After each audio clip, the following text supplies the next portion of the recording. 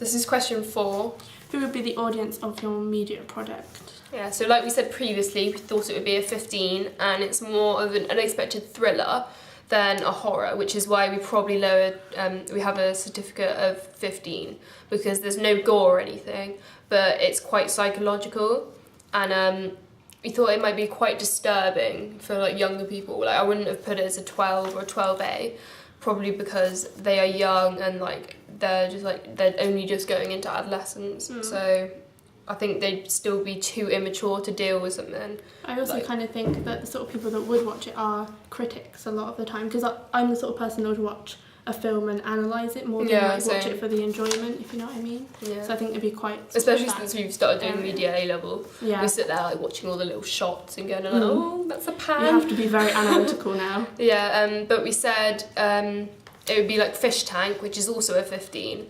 But I don't know if you've seen it or not, but Fish Tank is actually very graphic, isn't it? Yeah, like, it is. Which we wanted to stay away from with our idea. We don't, because that's very visual and like right in front of you.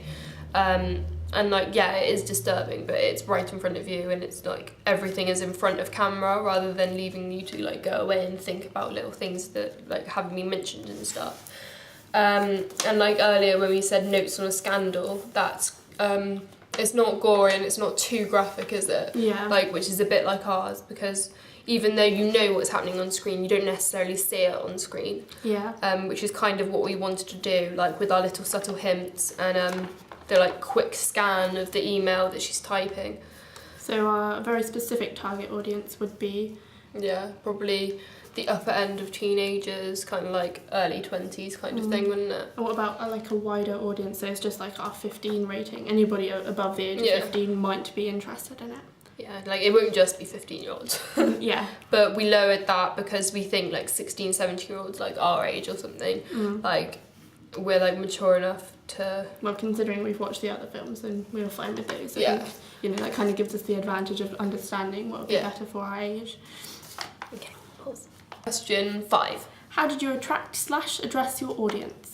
Okay, we attracted our audience, hopefully, by using a good catchy theme tune, because we found after a couple of times playing it that we knew all the words, and obviously it's now like drilled into our heads, which can either be positive or negative, depending. I think it's definitely positive. Yeah. Like, because more people would remember it, and then if like they watched the full film, they would go back out to their friends and say, "Oh, watch this film; it's really interesting." And then they go, "Oh, is that the one that has the like?" And then they'll sing the theme tune, a bit like Friends or something. Yeah. With the noticeable theme tune that everyone knows. Also, with that, it's like the unique idea we used, because, you know, if you're going to go out to your friends and say, oh yeah, it was really different from anything I've ever seen before.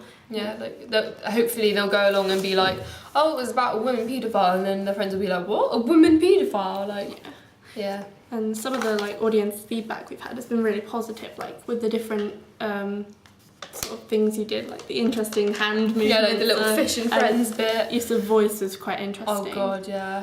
Also, but we also had some criticism with people not reading the background, like we mentioned before. People don't seem to notice the background, and with the background, we kind of like panned the images, but people have said like it looks very amateur. Yeah, it's quite amateur because like we took it off the tripod because we found it really hard to pan with a tripod because it just kept on like, it started to go really slow and then it would snap all of a sudden, wouldn't it? So we'd have like quite blurry things, so we had to do it with our hands.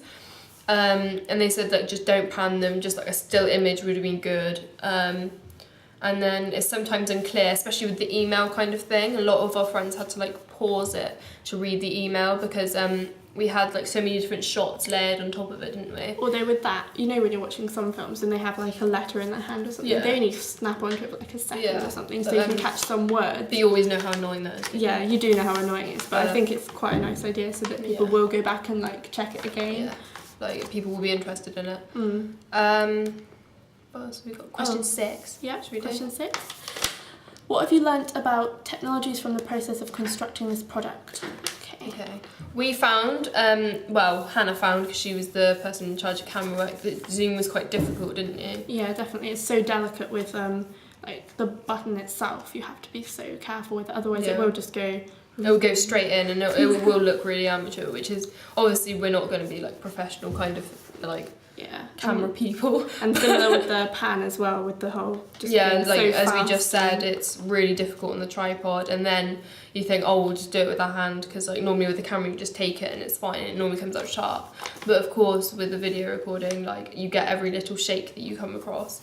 Yeah. And because of this, we had to change some of our shots because we didn't like the way that some things looked, and also with the whole not having enough time to do things, because it does take a lot of time. Yeah. With one of our shots, it took us about 30 attempts. Yeah, with the email thing, I was like really determined to get the typing right. Yeah. And it just, because I didn't really want to go like type something and then press backspace, I just wanted it to be completely smooth. And that took so long. I think we had about 32 outtakes. Something like that. Yeah, it we rejoiced so much when I finally got it right. But we also, like, when I got some things right, sometimes you had zoomed in too far or something, Yeah. so we cut off like quite a few words or something. Yeah. Or you zoomed in at one point and then zoomed straight back out by accident. I think easily our best, the thing we enjoyed the most was the editing, wasn't it? Yeah, we had a thing with the fade tool, didn't we? Yeah, it's kind of our signature move. Yeah, because we wanted it to all like, we didn't want it to be just like quick snapshots. We wanted it to all like flow really nicely. So we faded something out and then we faded something in, and like it was hard to get used to, wasn't it? But after There a was while, a few problems with that when you kind of, if you don't get it completely right, they would kind of flash up together. yeah, like, and like overlap kind of. And also with the editing, it was really hard. Like if we wanted to move something, sometimes like another bit would be linked to it, wouldn't it? And then everything would become completely scrambled, so we'd have to start again, which of course was annoying. But then we also used defont.com to get like things to learn from, wasn't it? to use like the typewriter font and everything, which is what we wanted to like complement the email thing, didn't we? And something new we kind of learnt from was the Music Soundtrack Pro. Which Yeah, we used quite a lot of that with because in our second scene we wanted like quite an eerie back sound, didn't we? Yeah, but it was so like plain before. It's it was just like the shuffle sound. of me like opening the blinds and stuff.